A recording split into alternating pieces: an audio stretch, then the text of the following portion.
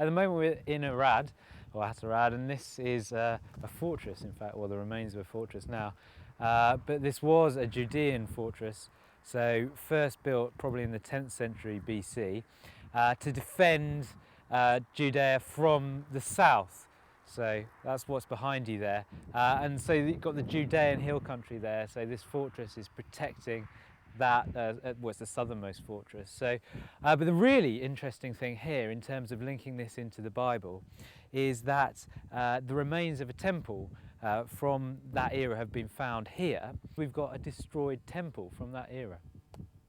So we're going to see it.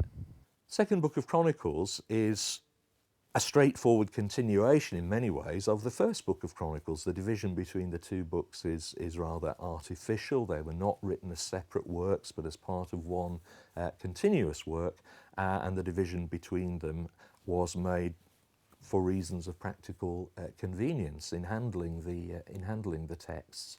In terms of, I've never been anywhere near a desert, so now every time I think of a biblical desert, I'm going to have all this in my mind. But you know, look at these, like the hills of the desert. It's incredible, isn't it? So you've got all those stories of wanderings in the desert, temptation in the desert, all these things, and suddenly you've got the right kind of landscape.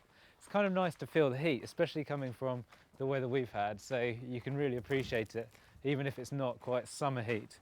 So what we have in the second book of Chronicles is an account of the reign of King Solomon, taking up from the end of 1 Chronicles, where David hands to Solomon the plans for the building of the temple. It's Solomon who in the opening chapters of 2 Chronicles is then portrayed as the actual builder of the temple.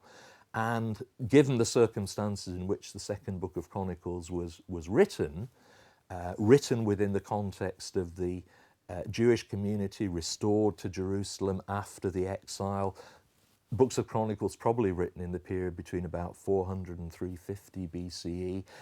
It's not surprising perhaps that within that setting the second book of Chronicles focuses very much on the temple, the building of the temple, and the role of the temple as the kind of centre of the people of Judah and Jerusalem's worship of God. The temple built by Solomon, the first temple as it's referred to, very important construction by Solomon. We have the earlier report of its building in 1 Kings chapters 6 to 8, and then the books of Chronicles make that very much the centerpiece for their whole story in many respects. This is in a way the key event. The first temple in Jerusalem, as built by Solomon, must have been a pretty spectacular building.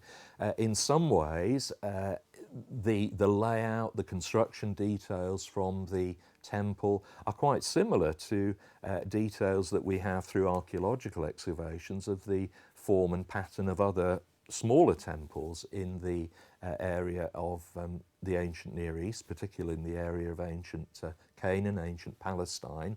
Okay, so down there we've got this temple that was put out of use, and the temple layout is the same as the one in Jerusalem, so the Jerusalem temple. So right at the far end there you've got the Holy of Holies, and then coming out of there a sanctuary, and then finally up here a courtyard where Professor Dynas and Emily are standing, in fact.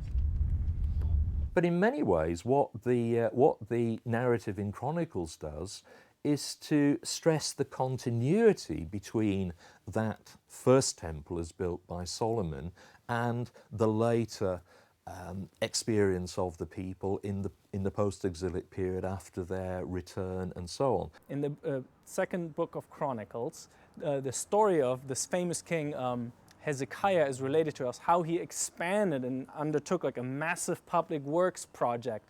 And he basically took spring water that was sort of out of the city, inside the city, by drilling a 500-meter long tunnel through like solid rock. And they did this from both sides and almost by miracle met each other.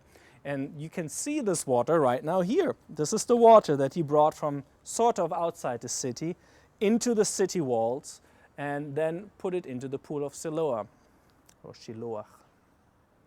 This public works in itself is, I think, a pretty big feat, but it's obviously not part of the story. The reason why the story is in the Bible, or these public works are mentioned, is because at the time Hezekiah was, in a sense, besieged or in danger of being besieged by a very powerful king, the king of Assyria. And so he needed to boost his defenses and make sure his city was ready for a potential attack. So this is almost as just a side word mentioned that this tunnel was dug, which today we find this tunnel. It's 530 meters long, and it goes through solid rock. And that was people who were just, they didn't have any of the tools that we have today.